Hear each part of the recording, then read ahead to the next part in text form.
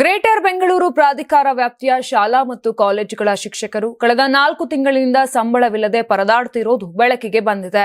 ಈ ವಿಚಾರವನ್ನು ಉಲ್ಲೇಖಿಸಿ ವಿಧಾನಸಭೆಯ ವಿರೋಧ ಪಕ್ಷದ ನಾಯಕ ಆರ್ ಅಶೋಕ್ ಉಪಮುಖ್ಯಮಂತ್ರಿ ಡಿಕೆ ಶಿವಕುಮಾರ್ ವಿರುದ್ಧ ತೀವ್ರ ಟೀಕೆ ಮಾಡಿದ್ದಾರೆ.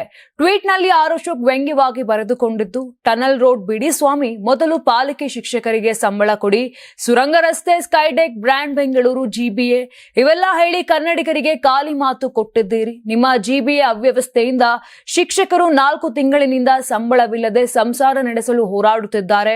ಮೊದಲು ಅವರಿಗೆ ಬಾಕಿ ವೇತನ ಬಿಡುಗಡೆ ಮಾಡಿ ಸಮಸ್ಯೆಯನ್ನ ಬಗೆಹರಿಸಿ ಅಂತ ಡಿಕೆ ಶಿವಕುಮಾರ್ ಅನ್ನ ಟ್ಯಾಗ್ ಮಾಡಿದ್ದಾರೆ.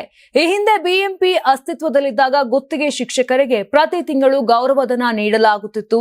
ಆದರೆ ಜಿಬಿಎ ಅಸ್ತಿತ್ವಕ್ಕೆ ಬಂದ ನಂತರ ಶಾಲೆ ಮತ್ತು ಕಾಲೇಜುಗಳನ್ನ ಸಂಬಂಧಪಟ್ಟಂತ ಕಾರ್ಪೊರೇಷನ್ಗಳಿಗೆ ಹಸ್ತಾಂತರಿಸಲಾಗದ ಕಾರಣ ತಾಂತ್ರಿಕ ಅಡಚಣೆಗಳಿಂದ ವೇತನ ಕಡತಗಳು ವಿಲೇವಾರಿ ಆಗದೆ ಉಳಿದಿವೆ ಅಂತ ಮೂಲಗಳು ಕೂಡ ತಿಳಿಸ್ತಾ ಇದೆ.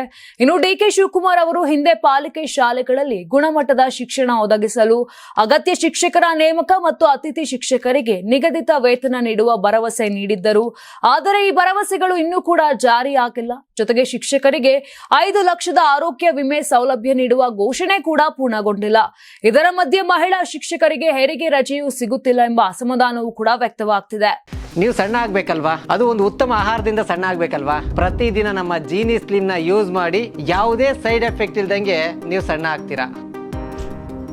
ನಿಮಗೆ ಮಾಧ್ಯಮದಲ್ಲಿ ಕೆಲಸ ಮಾಡುವ ಆಸಕ್ತಿ ಇದೆಯಾ? ಹಾಗಾದ್ರೆ ಕರ್ನಾಟಕ ಟಿವಿ ಡಿಜಿಟಲ್ ಮೀಡಿಯಾದಲ್ಲಿದೆ ನಿಮಗೆ ಒಳ್ಳೆಯ ಅವಕಾಶ. ಆಯ್ಕೆಯಾದವರಿಗೆ ಉಚಿತ ತರಬೇತಿ ಕೊಡ್ತೀವಿ. ತರಬೇತಿ ನಂತರ ಕೆಲಸ ಮಾಡುವ ಅವಕಾಶನೂ ಕೊಡ್ತೀವಿ. ಈ ಕೂಡಲೇ ನಿಮ್ಮ ಮಾಹಿತಿಯನ್ನ ಮೇಲ್ ಮಾಡಿ.